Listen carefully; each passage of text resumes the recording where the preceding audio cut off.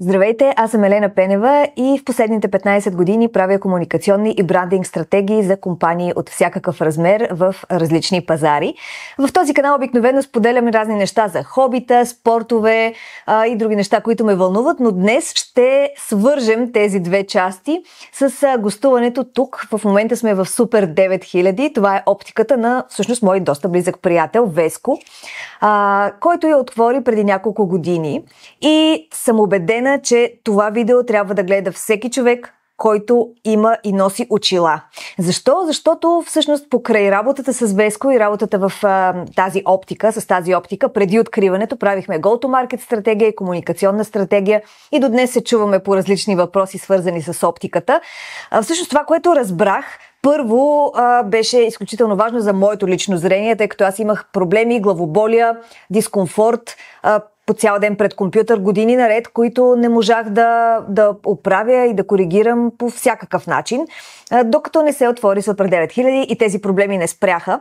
Така че вярвам, че това е нещо много важно. Също така е много странно, че много хора носят очила всеки ден, по цял ден. Това са 30% от лицето им и съм убедена, че не знаят нещата, които ще си кажем днес. Така че останете с нас. Това видео го няма никъде. Не съм гледала такова досега и със сигурност ще е полезно за много хора, а може би и малко скандално за някой от тях. Така че да започваме. Сега да разкажа малко моята история.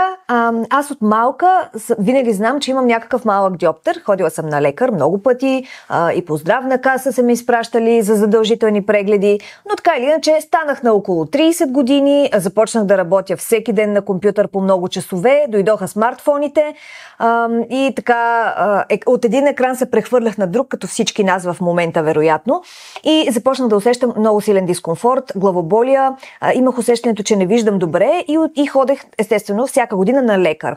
Ходех на лекари, които са офталмолози, които работят в оптики, ходех и на лекари в кабинети, такъв тип офталмолози, правихме прегледи и те ме убеждаваха, че с толкова малък диоптър, 0,5 някъде, и очевидно някаква форма на астигматизъм, няма нужда да нося очила.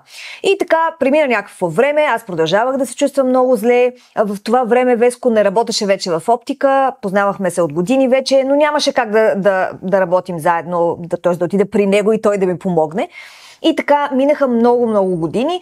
В един момент вече на мен ми омръзна и си казах, най-вероятно трябва да нося очила за компютър. И така се появиха моите първи очила. Тук ще започнем с моята колекция, с тях точно, и всъщност ще приветстваме Веско в разговора, за да ни каже защо е било тъпо решение да си взема очила за компютър. Но пък това беше добро решение за мен, защото на мен ми отвори пътя към това да нося очила и да си подобря зрението и живота с тези очила. Така че, здрасти, Веско. Въпросът към теб всъщност е, защо отвори Супер 9000 и какво си работил преди това, може би? Как стигна до това решение? Аз не си прочистих гласа преди да започна да говоря. Аз съм оптик от около 22 годишен, защото майка ми е оптик. Когато бях на 20 се чудех какво да правя с живота си и казах might as well. Записах техникума, започнах работа в една оптика и малко нещата почнаха да ми стават интересни и така. Работех около 8 години в оптика.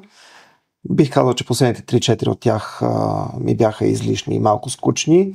Голяма част от времето цъках на компютъра и гледах какви очила се продават в Европа, какви неща се правят и продават в Европа, какви моди и технологии има там, не налични в България, защото България е, оптическия пазар е разделен между ефтино китайско и скъпо китайско, в по-скъпите магазини, според мен. Чакай, ще се прекъсна тук, защото повечето хора не си дават сметка, че всъщност един голям производител прави марките на повечето луксозни, така наречени марки, скъпи марки от висшата мода и луксозните брандове в най-високия клас. Не си дават сметка, че всъщност те се правят заедно с средния клас марки от един и същи производител. Да. Това ли имаш преди под скъпо китайско? Това е вярно, да. Ако се сетиш за която и да е марка, която просто ти идва на ум, тя по всяка вероятност е известна, защото е част от портфолиото на някоя голяма фирма. А големите фирми имат тенденция да правят това, да кътнат кост и да произвеждат нещо възможно най-ефтино някъде и го продават лесно, защото има марка. И го продават на висока цена. И ти затова си всъщност работи с мен, за да изградим и Супер 9000 като марка. Това е така минутата за уточнение. Добре, и какво всъщност, какво липсваше тук? ти видя, че има също ниша на пазара, която абсолютно не е заета. Аз искрено се ядосвах за това, че продаваме толкова тъпи очила генерално и че виждам хора с очила, които аз не харесвам, защото бяха предимно черна пластмаса, златни и сребристи рамки, никакво разнообразие, качеството е ниско, имахме проблеми с сервиза, все неща, които за един оптик в ежедневието са трудности и си мечтаях някой ден да имам оптика, но никога не съм допускал, че това ще се случи някой ден и минаха много години докато се случи. Винаги съм го мислил като нещо, което би било страхотно, ако го има, но никога не съм допускал. След това минах през 7 години работих в най-големия производител за стъкла в света. Компанията е Essilor, бях продуктов менеджер там, запознах се с бизнеса в малко по-широк на всички етажи, добих много повече опит и увереност, контакти в чужбина, ходих по изложения и така толкова години по-късно, преди 5 години, се стигна до логичното продължение на моята кариера, собствена оптика, в която да правя каквото аз намирам за готино. С какво са различни очилата в Супер 9000?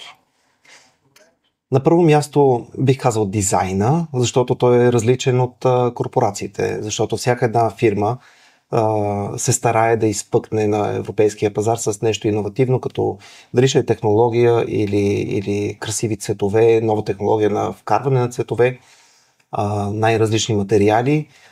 На изложение съм виждал очила от камък, дърво, рок, неща, които от мейнстрим марките не се правят обикновено. На второ бих поставил сервиза и качеството. И тук, за пример, приготвих една рамка, която много добре отнагледява това нещо. Това е една френска компания, която е толкова малка, всъщност е основана от 2 души, подобна история на моите, т.е. наистина много малък калибър компания. Те правят в едно предградие на Париж тези рамки, които технологично са уникални, дори на дръжката пише патентът, защото са измислили решение на чупещите се шарнири, най-слабото място на всички рамки, като са вкарали магнит вместо пант, което ги прави на практика нечупливи, защото рамката иначе, ако е масивна и здрава, единственото място, където може да се счупи, всъщност се разглобява.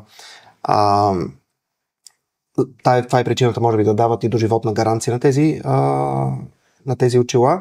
И на всичкото отгоре, веднъж се случи нещо с една такава рамка, оксидира тук метала около магнита.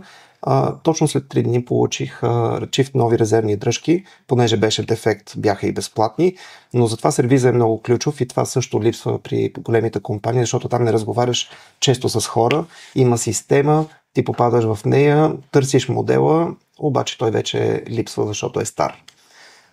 Докато тук говориш с хора и това за мен би трябвало и за крайния клиент да е много голямо удобство, сигурност, че като сложиш стъкла за примерно 1000 лева, понякога в една рамка, едно такова малко нещо като счупено винче или пружина няма да отидат в кофта.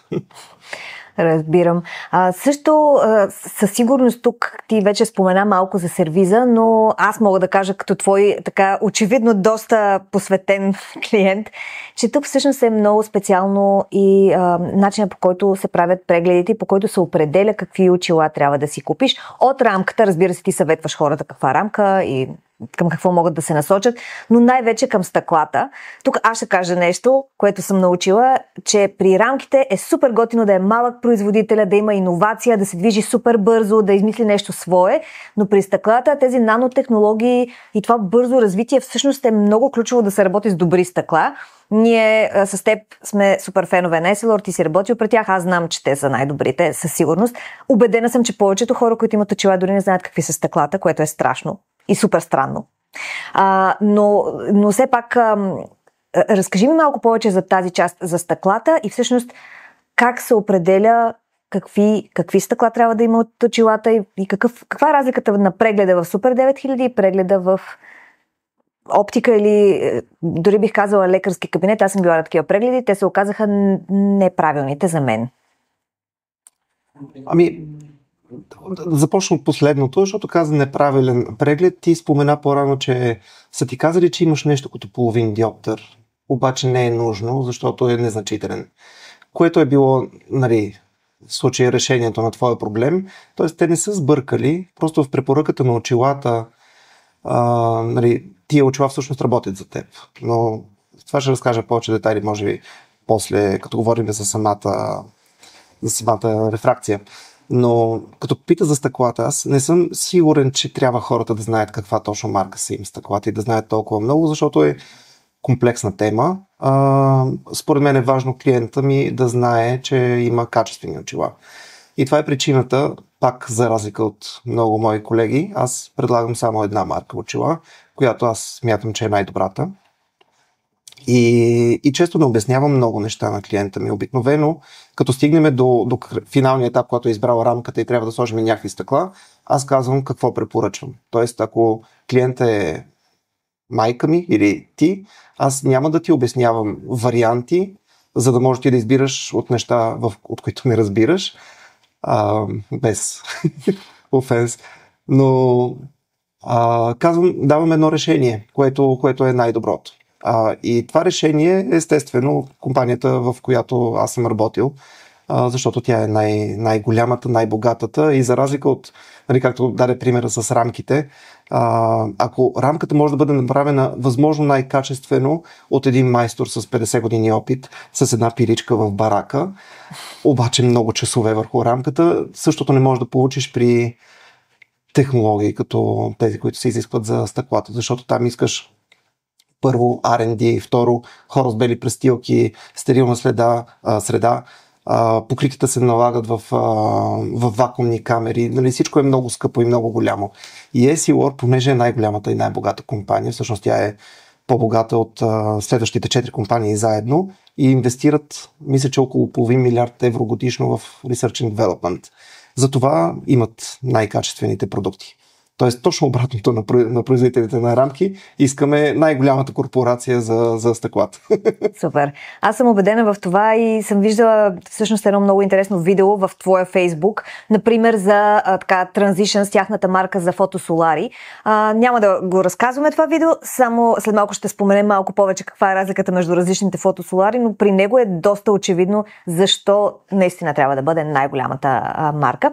Но всъщност аз те насочих по-скоро да ни разкажеш и как се прави самия преглед, защото последния път ние с теб знаем какъв е моят диоптер. Аз имам 6 чифта очила с този диоптер, но сега дойдох при теб и казах, че имам някакъв дискомфорт, имам нужда май от нови очила и ние направихме нов преглед, който беше час и половина. Честно казано, никога не съм била на час и половина преглед при който и да било лекар или в която и да било друга оптика. И този преглед беше всъщност с един много специален уред, който ти и още само една оптика в България има. И с теб си говорихме, че и уреда, и въобще ще си задам въпроса така. Хората сме в космоса, имаме, вече изстрелваме, почти сме по пътя да построим нещо на Луната, имаме копирано ДНК върху кристал, обаче прегледите се случват по един и същи начин от 125 години почти вече. С какво е различен твоя преглед от това, което хората познават като преглед, за да си направя очила? Да. Прегледът се прави по един и същи принцип от 100 години, но знаеме някои неща повече, отколкото преди 100 години. Със сигурност не е толкова много, колкото научните примери, които даде. Оптиката не се е развила толкова много, обаче знаем малко повече за окото, за тъканите, за структурите, неща, които преди 100 години не са знаели. Преди 50 години знам, че лекарите изобщо не са обичали да коригират малки астигматизми, например. Но това, което аз откривам все по-често напоследък, и то е малко по-модерен проблем, е, че измерването на диоптър не е това, което мисля, че повечето хора си представят, нали, измерване на отсечка с рулетка и да кажеш 32 см. Да, повечето хора си мислят, че ти не виждаш на какво си разстояние, следователно трябва стъклата ти да бъдат това разстояние и те просто да го как да кажа, преодолеят това разстояние. И това е. Да. Повече от половината всъщност ангажимент, нали, капацитет, който моя мозък трябва да отдели за прегледа, е борбата с очните мускули, Знам, че това е нещо ново и малко сега може да хвърлям хората в мъгла, но очните мускули са нещо, което движи лещата толкова динамично, че постоянно ни лъже за това какво точно мериме. Следователно, ние трябва да имаме много неща предвид и да изключим няколко фактора и да минем през много различни стъпки на прегледа, за да знаем, че това, което виждаме тук, не е точно така. Нещо машината ни лъже, примерно. Това не е вярно. От тук, може би, най-вероятно се крие истината и така.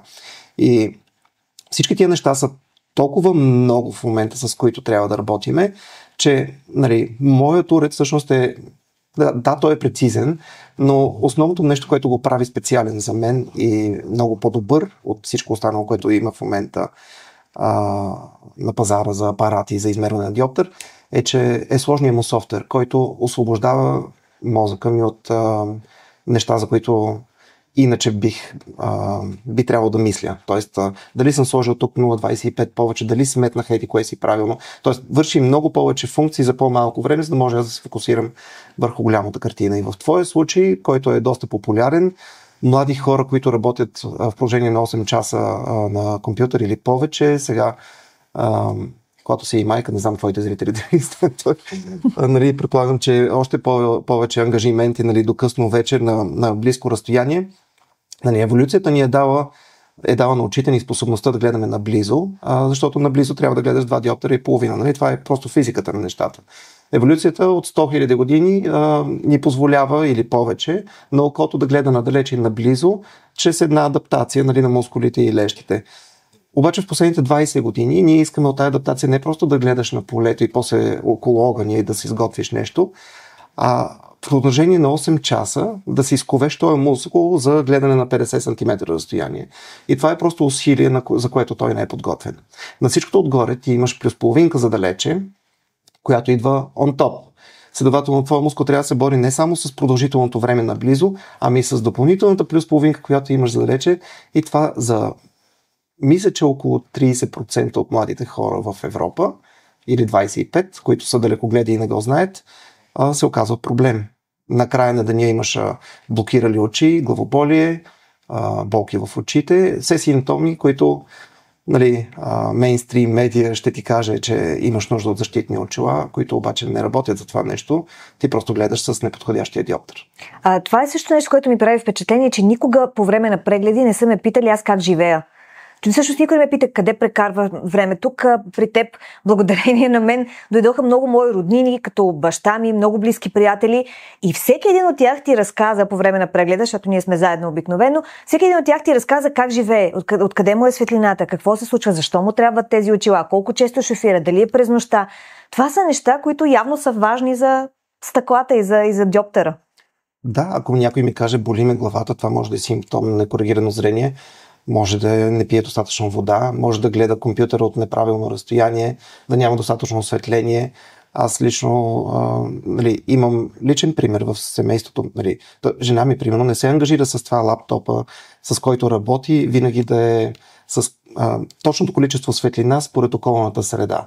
Често работиш вечер до късно в тъмна стая с силно греещ лаптоп, което не е хубаво за очите. След това не се чувстваш добре. Благодарение на теб, между другото, си сменихме всички кружки в къщи и това и за мен, и за съпруга ми беше революция в това как се чувстваме вечер. Защото, особено през зимния сезон, когато ти светваш лампите реално в колко? 6 часа да. И прекарваш време 6 часа до 12 часа на неправилна светлина, на неправилна топлина на светлината, всъщност за нас беше огромен фактор как се чувстваме. И когато ги сменихме, много си оправихме нещата. Нещо, което няма абсолютно нищо общо с въобще най-вероятно никой в оптика не е казал смени си кружките вкъщи. Но Веско и за това ни помогна, докато си правим очила. Това е част от моята статия за компютърни очила на моя сайт също. Защото, да, кружките са... Направо да минем към колекцията, защото това много често излиза с тия прословути компютърни очила, които много често в IT фирмите хората си препоръчват, носят си, виждам, тъй като аз работя с IT компании, много често виждам на бюрата очила, които хората си оставят там, защото те са им очилата за компютър. Сега да развенчаем този мит, че те са ненужни. Ето моите първи очила за компютър, ще си ги сложа и ще ви покажем и близки кадри. те нямат диоптер и са с едно покритие и са фотосолар, с едно покритие, което се казва iDrive. Покритие ли е? Покритие, но вече не съществува. Вече не съществува, много са бързи Essilor, препускат напред в технологиите. Идеята на това покритие е да можеш да шофираш, тъй като има UV защита на стъклата на колите и фотосоларите не работят винаги в автомобила, не се затъмняват. Това покритие всъщност ги прави малко по-тъмни. Да го обясня и аз, защото съм го научила, макар че вече е безполезно. Защо нямаме нужда от очила за компютър и от очила за синя светлина? Разкажи накратко. Това е според мен въпроса, на който трябваше да отговоря с най-дълъг отговор. Има много дълга статия, супер яка в сайта на Super 9000. Нека да караме хората наистина да го прочетат. Това, добре, но накратко ще се опитам, но все пак без да пропускам важните неща. Има два вида синя светлина. Тоест, в този контекст са два вида. Началото на синия спектър, по-тъмната, и в края, които влияят на очите по различен начин. В началото на спектъра е тази светлина, за която някои фирми твърдят, че е вредна и заради която ти трябва да носиш защита. Това не е доказано. Всъщност всички научни работници и лекари по света, които се занимават с темата, твърдят точно обратното, че изобщо няма доказателства за връзка между вредата на синята светлина, защото това, което твърдят, че с натрупването на синя светлина през целия живот, може би се допринася за риска от макулна дегенерация, когато станеш на 60 или 70, защото това е едно гадно заболяване на очите, когато си по-възрастен. Но, както казах, синята светлина изобщо може би няма връзка с това нещо.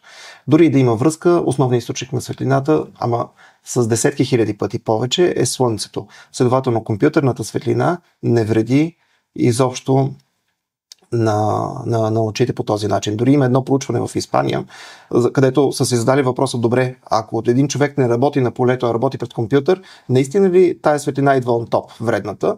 И затова са взели една кукла, сложили са датчик в кратуната, за да видят колко светлина синя влиза в очите, и се разнасяли на работа в Испания с кола, обедна почивка и през цял ден работа на изкуствено осветление в компютър, и се открили, че с 1 час на слънце за един работен ден от слънцето е влязло 99,2% от синята светлина. Дори да си смятаме, че е вредна, тя основно идва от слънцето, следователно трябва да си пазиш. Тоест не трябва да сваляш слънчевите очила, ако се притесняваш от синята светлина. Но втората част от синята светлина, за нея имаме доказателства, тя наистина влияе на очите. Тя е малко по-светлата синя, наричаме я синя туркоазена, към края на спектъра.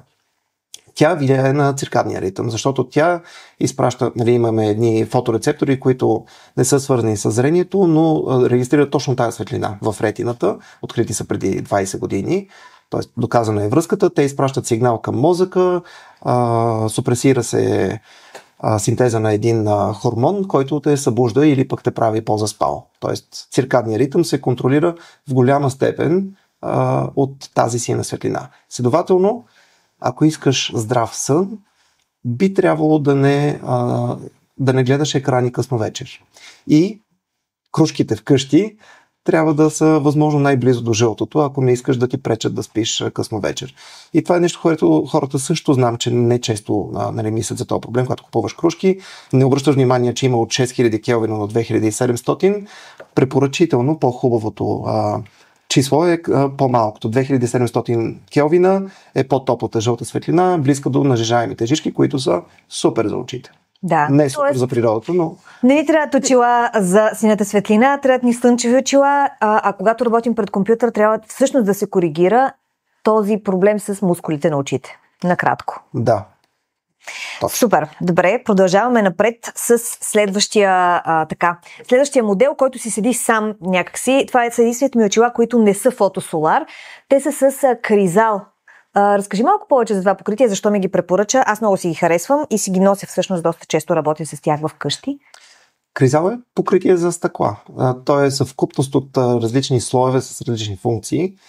И е просто наименованието на Essilor за техните антирефлексни покрития. Всъщност е едно от първите, ако не и първото антирефлексно покритие от 70 и някоя година. Различни технологии, различни модели на кризал. Тоест това е съвкупност от това име. Иначе функцията на антирефлексното покритие, освен да просветлява стъклото, т.е. да няма отблясъци в стъклото, като точно този кризал, който си сложил сега, може би не е най-добрият пример за това нещо, защото тук има отблясъци, но това е друг вид кризал. Нестандартни антирефлекс. Т.е. стъклото трябва да пропуска повече светлина, за да ти виждат очите повече, а не отблясъци, както си виждала, че някои очила правят. Освен това има твърдо покритие за защита от износване, не надраскване, защото нищо не е ненадраскваемо, но до някъде защитава, удължава живота на стъклата. И също така най-важното според мен и най-отличителният белег на едно качествено покритие от друго е върховия слой, който е хидрофобно покритие за по-лесно почистване. Нещо, в което покритията на кризал са абсолютно ненадминати. Най-евтиният модел на кризал е по-лесен за почистване и това може да се докаже с 2 капки вода и такива са тестовете. Нали? Наклон, кога ще капне капката без да остави следа. Най-евтиният кризал е по-добър в този показател от всички най-скъпи покрития на конкурентите на Essilor. Това е една от причините, заради която аз продавам точно тези стъкла. Супер. Правят живота по-лесен, по-малко бършеш. Супер, продължаваме напред с фотосоларите. Това е една моя любима тема, защото знам, че повечето хора, подобно на мен, аз съм имала фотосолар като малка. В опитите тогава да се оцели диоптера, не ги носих онези очила и май ги изгубих супер бързо. Но си спомням, че имаше просто всички ние от детството ни си спомняме фотосоларите като нещо ужасно грозно, бавно се затъмнява, бавно се просветлява и винаги имаш една мъгла пред очите в кофти сивкаво или кафеникъв цвят. Наистина нещо, което е супер не кул и не добре изглеждащо. Сега в момента фотосоларите, мисля, че това е причината хората да не ги искат, нали така? Кехлибарените очила на баба ми. Нито тъмни, нито светли, нали? Просто едно кехлибарче. Констант. Да, да, грозно е, наистина. Аз имам 3 чифта вече фотосолари и днес всъщност се здобих с 4-тия. Ще разкажем и за него. Разкажи ми малко повече за фотосоларите и защо според теб е добра идея. За мен на първо място е супер комфортно, когато съм вътре да са ми абсолютно прозрачни очилата, когато съм навън да са абсолютно тъмни. И това да е и в слънчеви дни, и в облачни дни, и високо в планината, и някъде в града. Но защо хората не ги искат и защо е добре да обърнат внимание на това? Фотосолара, според мен, е нещо, което всеки трябва да опита. Не всички хора са супер щастливи с него. Мисля, че най-често оплакванията, които получавам, като най-често им предвид на фона на всичко, но те са единици на 1000, е когато е полуоцветен, не ми харесва естетически. Защото стъклата ти са полузатъмнени. Но от гледна точка на функция са абсолютно страхотни стъкла, защото първо не мислиш за 2 чифта очила, трудно е да носиш и слънчевите и диоптричните с теб, всеки път, когато излизаш. Второ, ако грейне малко слънце, трябва да ги смениш и нали, тези неудобства. И трето, нещо, което не е просто неудобство, а просто други очила изобщо не го предлагат, е когато имаш малко светлина навън, но много ултравиолетова. Например, когато е облачно или просто мрачно времето, понякога над облаците има ужасно много светлина. Нали? Слънцето е високо и пече, през облаците минава много ултравиолетова светлина, сиво е и мрачно. Тогава, ако сложиш слънчевите очила, е твърде тъмно. Но без слънчеви очила очите ти са първо незащитени и второ ти се дразнят. На мен лично ми се дразнят и аз не мога в такова време да изляза без очила. И тогава фотосолара потъмнява наполовина. Т.е. той винаги е филтър, който пропуска точно толкова светлина, отколкото имаш нужда, но те пази през цялото време. Всъщност това, че фотосолара потъмнява в облачно време е доказателство за количеството ултравиолетова светлина, защото тези стъкла са чувствителни само на ултравиолетова светлина. И затова е супер полезен. Не винаги заменя слънчевите очила, може да имаш втори чифт и слънчеви очила с диоптър, но през 95% от времето, особено в града, фотосолара ще забравиш да мислиш за други очила. Абсолютно и много хора, всъщност много малко хора знаят, че има функция, примерно в повечето календари и в повечето такива приложения с прогноза за времето, да погледнат колко ще бъде УВ светлината в този ден. Реално... Аз не знам. Да, ами ето, аз ти казвам, че има и го казвам от гледна точка на това, че слънцето не вреди само на нашите очи, екстремно им вреди, но не само на тях, а и на кожата. И всъщност много хора не си слагат примерно слънце защита и не си защитават кожата, защото си казват, то навън е облачно или е зима. Всъщност това въобще не важи и наистина, както си защитаваме кожата, това е модерно в момента, да мислим на тая тема, трябва да си защитаваме и очите. Започвам да показвам моите любими солари. Едната, това е рамка на Gigi Барселона, която е с зелен цвят. И ето това е нещо, което хората не знаят за фотосоларите, че всъщност има супер яки цветове вече. Около 10 различни, включително няколко с огледално покритие за хората, които искат малко повече пейзаж. Това има ли го на български като дума? Не знам. Блясък? Не знам, да. Пенис, може би. Да. Но като оставим огледалните покрития, има 3 специални фотосолара, които потъмняват и в кола, защото са малко по-чувствителни към видимия спектър. Но от стандартните, които, нали, какъвто е този, т.е. стандартните като предназначение, в момента са 8 в палитрата на Essilor. Essilor са много добри в това. Аз, между другото, съм супер впечатлена от едно видео в твоя Фейсбук. Мисля, че вече го казахме и казахме на хората да гледат, но все пак ще подчертая за това колко бързи са фотосоларите на Essilor и колко напред са технологично, буквално с поколения. Имат квантови скокове, ако мога така да се изразя в тази технология Essilor. Много са яки. На тук, защото това видео вече не е релевантно, защото от тогава Essilor вече пуснаха новото си поколение фотосолар, което е с 30% по-бързо от това, което е в видеото. Да, а това видео между е супер скоро снимано, направо вау. Миналото лято го снимах, но да. Това е скоро. Най-новия фотосолар е от 1 октомври. Продължавам напред с лилав фотосолар, много ми харесва с тази рамка. Рамката е от скъпите китайски. Между другото забелязах, ти се шегуваш, но забелязах, че с тази рамка на Ралф Лорен и тази рамка на Vogue всъщност са с абсолютно един и същи кълъп направени. Двете, когато се съпоставят, се вижда, че това е буквално една и съща рамка в 2 различни цвята. Така че това е в подкрепа на тезата на Веско, купувайте си готини рамки. Не винаги моите рамки са от тук, особено тази, която е по-стара. Но пък фотосолара е много готин и в лилав цвят също така дава доста голям комфорт в определени ситуации. И става много тъмен този. С какво това е по-различен от другия? Ами някои цветове просто филтрират различни спектри на светлината и да създават усещане, че е по-тъмно. По принцип препоръката, когато се избира фотосолар, моя препоръка към клиентите, защото това е всъщност единственото нещо, което ги оставям да избират. Дали да има фотосолар и какъв цвят да е, и го избираме първо по естетика, как стоят на рамката, и второ излизаме навън на тротуара и гледаме улицата. И то зависи от времето, защото на силно слънце искаш най-тъмния възможен и то е черния. Ако тогава пък е облачно и мрачно, тогава кафявото ти харесва повече, защото ти грейва, прави по-контрастно и по-топло. Но ако искаш един фотосолар, който е универсален, обикновено избираме зеления, защото е баланса между двете. Супер! Лилавото също е малко по-студен цвят, но при положение, че ти имаш толкова много чифтове, why not? Най-новият фотосолар на Essilor е червен. Супер, това е за наистина така екстремисти и все пак знам, че ти изключително мразиш, когато хората кажат: аз искам очила за всеки ден, нека да са черни рамки. Това ти е най-скучното нещо в света. Не препоръчваш черните рамки. Израза е черно да ми отива на всичко. Да, черно да ми отива на всичко. Но новите ми рамки са сиво-черни, в така доста класически модел, но с най-новия фотосолар. Какво всъщност е специалното за него? Ти каза, че е с 30% по-бърз, така ли? Да, 30% по-бързо изсветлява, което е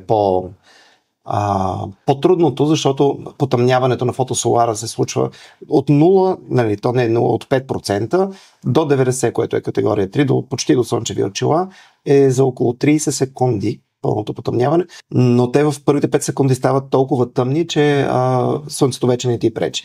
Но изсветляването при старото поколение се случваше за около 5 минути измерено според Essilor, с новия фотосолар до около 3 минути до пълно изсветляване. Което е страхотно. За мен, примерно, по-важното нещо е не бързо да стават тъмни навън, тъй като не ми пречи чак толкова много светлината, но да стават светли вътре е много ключово. А сега сме вътре, имаме прозорец пред нас, но те са абсолютно прозрачни, което всъщност много ми харесва. Знам, че някои от моделите са така, други са за хора, които искат и вътре да им е по-комфортно, може би. Не, почти няма вече фотосолари, които... Това беше може би 2005-та. Беше голям фичър фотосолара да бъде почти незабележим на закрито, че има някакъв остатъчен цвят, защото в момента няма. Той ако е 5%, това е общо взето неразличимо от естествения цвят на кожата ти. Но скоростта на изсветляване е много важна и когато казвам 3 минути, знам, че това не звучи много... как се казва? Много бързо, да. Но важното е, че ако влезеш в слънчево време в магазин като моя, примерно, който е значително по-мрачен от слънцето навън, в първите 5 секунди той ще изсветлее до такава степен, че да не ти пречи. Всъщност ти, когато носиш фотосолар, може би сама можеш да кажеш, спираш да мислиш за това, т.е. не ти прави впечатление как той се променя. Абсолютно.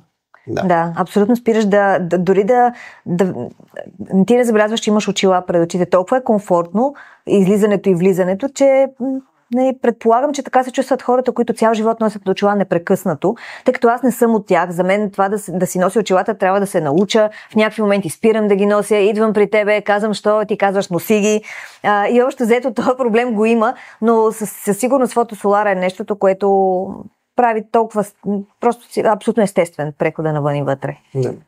Мога да вмъкна още една скоба тук само. Дребна според мен, но за някои хора, които са оплашени от синята светлина, може би е важно да кажа, че фотосолар има вградена защита от синя светлина.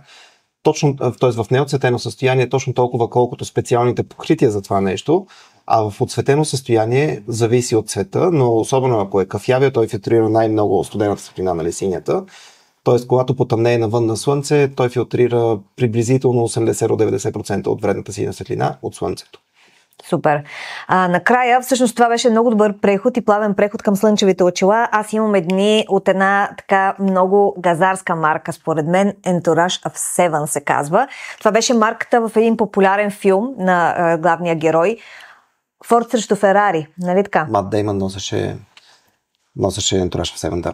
Да, много готина... модел, вече 5 години го имаме в оптиката и те не му намаляват цената, все още не е аутлет, просто защото е такъв хит в световен мащаб. Говориш за мъжкия модел. Конкретният модел в конкретния цвят, даже разнообразиха, вече имам 2 размера от него, защото продължава да се продава в цял свят като спорт. Вау. Ами да, доста са газарски. Мъжките, женските са много красиви, супер леки от титан. Всъщност, какво трябва да гледат хората, когато си купуват слънчеви очила? Защото има един стикер, който е и на ефтините очила от 5 лева на улицата, който пише UV400. И има в същото време, примерно в твоята оптика, слънчеви очила, които са много по-скъпи. По-скъпи дори от този стикер. Каква е разликата между различните стъкла на различните слънчеви очила? Още един въпрос, който може да се погледне от няколко ъгъла и да се адресират всички въпросителни. UV400 първо, понеже го спомена, ултравиолетовата светлина е приблизително до 400 нанометра, но той, дефиницията е до там, до това число. Но всъщност светлината е вредна колкото по-къса е вълната и толкова по-висока енергия. И най-късите вълни са абсолютно пагубни за нас. Добре, че не стигат до нас през атмосферата.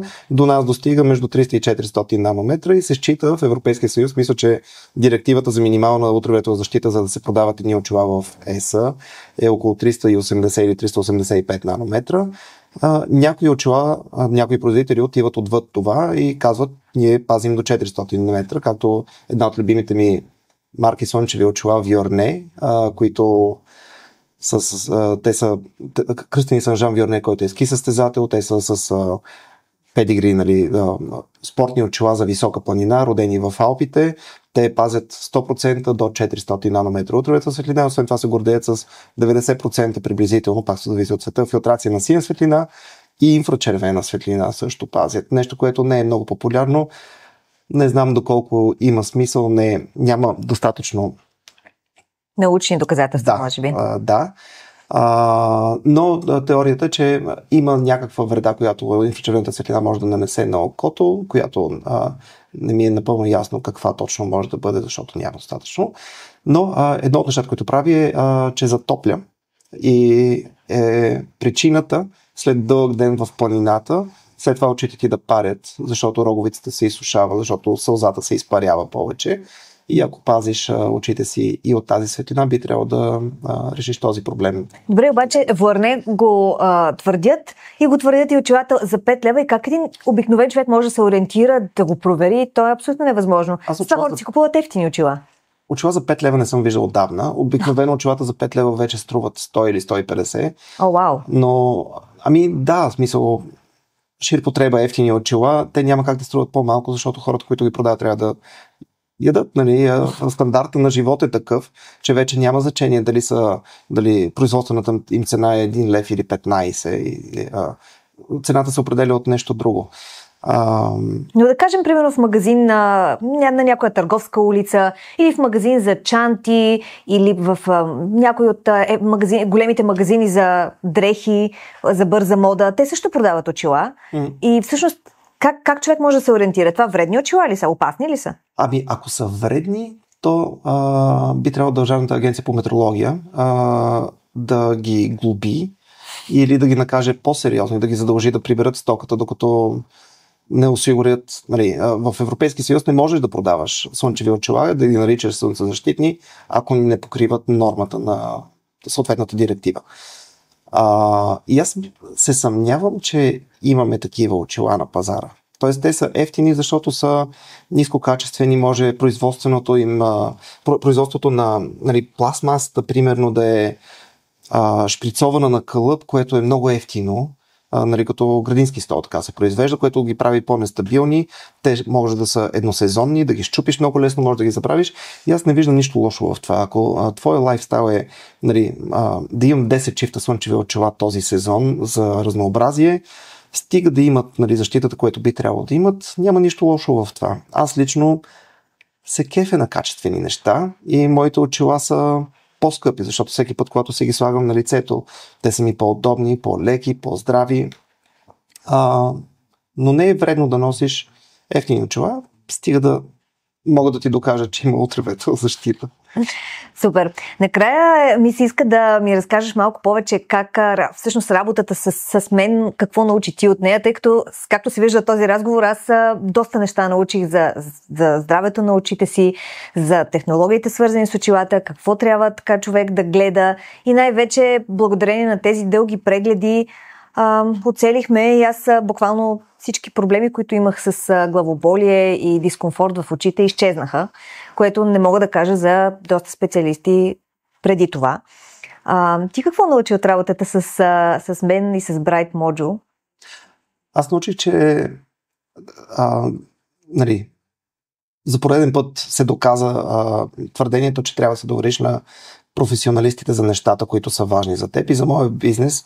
Със сигурност, когато стартираме, е важна комуникацията. Особено когато стартирам бизнес, който е с нито една популярна марка, цените на хората им се струват малко по-високи от това, което би трябвало да струват. Нов съм, не съм популярна марка, оптика, нали, с това щуро име Супер 9000. Всичко това трябваше да се комуникира по правилния начин. И също както в моята работа, аз не очаквам моите клиенти да стават специалисти в оптиката, за да си купуват правилно очила. Искам те да разчитат на мен като специалист за това нещо и да кажат: доверявам ти се, направи ми ги хубави и по същия начин ти свърши тази работа за мен. Нали, тоест, аз казах, нали, с много думи си разказах историята и ти в отговор ми казваш: разбирам те, сега ще го разкажем по този начин.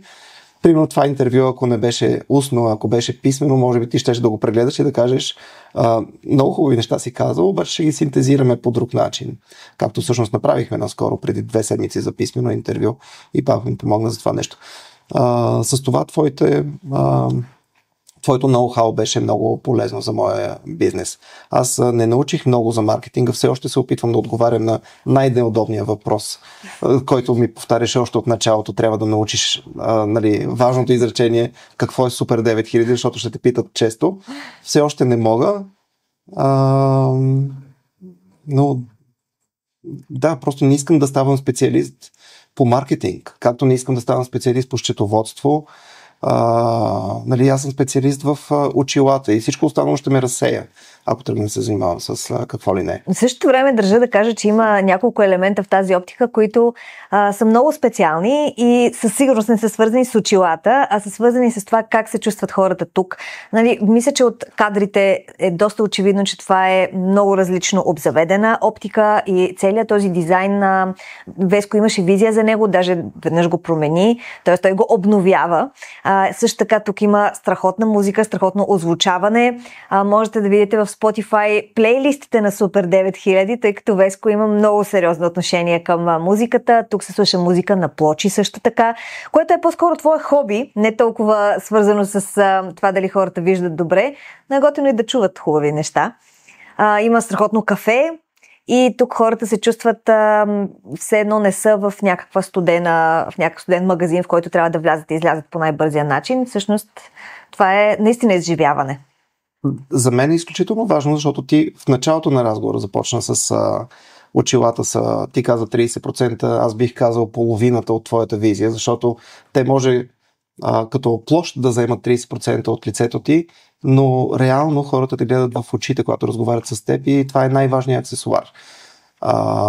Следователно, когато си купуваш този най-важен аксесуар, с който, благодарение на който също така и се радваш на света по-добре, защото виждаш по-добре, и освен това ти пази очите от вредната светлина и какво ли още не, и го купуваш веднъж на 4 години средно за Европа, трябва да отделиш час или час и половина и да не го претупваш, нали, между покупките на супермаркета и панталони на промоция.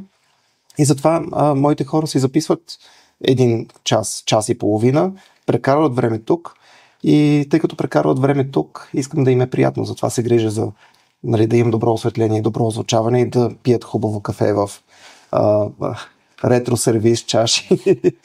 Аз лично прекарвам тук всеки ден по 8 часа и това е, не знам дали е втори дом или първи за мен, защото аз вкъщи предимно спя и прекарвам няколко часа вечер, но тук живея и затова се старах да е толкова уютно.